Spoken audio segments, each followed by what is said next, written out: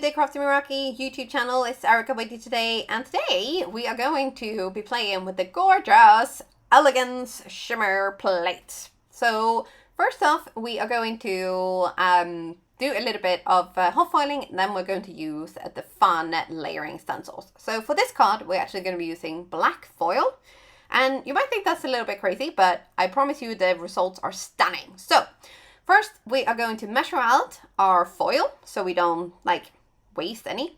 And then don't forget that with these, they are rather big. So cut off a little bit on one of the corners to cover the leaves that will stick out on either side. So it's just a teeny tiny bit. And usually if you line it up properly, it won't be any gaps. But I will show you later that I did not actually succeed with this on this particular image, but you know, it is what it is. So once you have rolled through your hot foil plate in the die cutting machine, and don't forget to pop your platform back onto the machine so that it's always hot in case you're doing lots of foiling. And then you peel and reveal, and this is what I meant. So there is a little bit of a gap here, and the middle bits didn't come out like super great, but we are going to work with it anyway. So on the back of the actual hot foil piece, I have added some washi tape, and then I've grabbed a rainbow of colors. These are from Pink Fresh Studios, and I will make sure that I link all of the colors down below in the order that I have used them as well. So we are going to be adding our stencil number 1. And the reason I add the washi tape on the back of the cardstock is because then when you finish with your stencil, you just peel the stencil off and you don't have to worry about it ripping your cardstock. So, and also I just find that it's it gives you a better flow when you're ink blending. So here we are going to start with yellow in the middle. And the reason I almost always start with yellow is because it is generally the lightest color and the one that's kind of easiest to muck up, so you don't want to end up with muddy colors. So we're going to add quite a lot of yellow, and then we're going to go with a bit of the orange sort of upwards. So the yellow is Sunshine, the orange I'm using is Clementine, and when we move on to the pink, that is Bubblegum. So these colors are quite dark, so they are Sunshine is number 2 in the yellow family, Clementine is number 3, and Bubblegum is also number 3. So they are quite vivid dark colors. So if you want a more pastel color, you just kind of go one color down in the family color tree, if that makes sense. So we are also going to be going in with a bit of Grassy Knoll. This is a fantastic green, works for all sorts of leaves and, greenery. And then also a little bit of Aquamarine.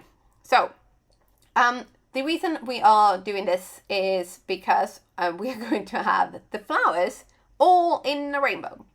And then once we're finished with layer number 1, we are going to pop our stencil number 2 onto the cardstock. And then we're going to, again, start with yellow, and then we're going to work our way up and down. So when you're doing rainbow ink blending like this, the key is to kind of stick to the same-ish areas. It doesn't matter if it goes up and down a little bit because it kind of helps with the gradients. But in general, you want to stick to the same areas with the same colors. So on the first layer, you kind of go you want an even color, but you don't want to go super heavy. So the next layer, you go a little bit heavier. And then on your third layer, which is the one that we're on now, you go in with all the color. You slap it on there, get it in there. And then you end up with something like this. So even though we're using the same colors, it ends up looking really, really cool. Now for the leaves, I had the idea of going kind of monochrome. So we're actually going to be using gray colors. Yes, we are. So the first layer is going to be Misty Coast, and it's a really, really soft, lovely gray. So we're going to go all over all of the bits first. And here you can tell that, I'm just whacking on the color. It doesn't have to be super perfect. With the second layer, what we're going to do is we're going to go in Rocky Slope. So first we're going to go all over this, and then we're going to add a little bit more definition with a touch of Metropolis. So you don't go all the way out here, it's just to kind of add a little bit of depth to the ink blending. And then we're gonna peel and reveal, as always. This is the best part. And this is our finished image. And then we're going to use our coordinating die cut for this. And then, because there's a white sort of line all the way around here, and I had a dramatic idea for this card. We're going to take a black marker. I am using a Copic marker, but you can use any black marker that doesn't bleed too much. And we're going to go all the way around the edges first to cover up all of the white.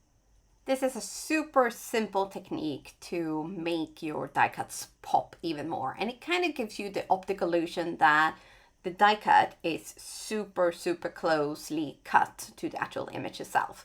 So once you've gone all the way around, I have then picked my image up and I've gone around again with the tip to make sure that it's all covered. And it's just because sometimes you miss a little bit on the little finicky bits. So here we are going to add a little bit of sparkle, because I did I think I felt like there was a little bit of like splatter there, and it wasn't perfect. So I thought, why not add some shimmer? And I mean, look at that. That's pretty nice, right? Isn't it?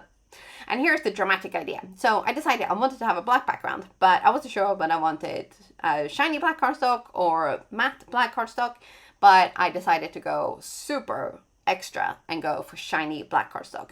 And then on the back of the image, we're going to add lots and lots and lots of foam tape. If you don't want to use foam tape, you can just cut out 2 or 3 of more of plain cardstock of this image and just add that to the back. You'll get a really nice solid base that way.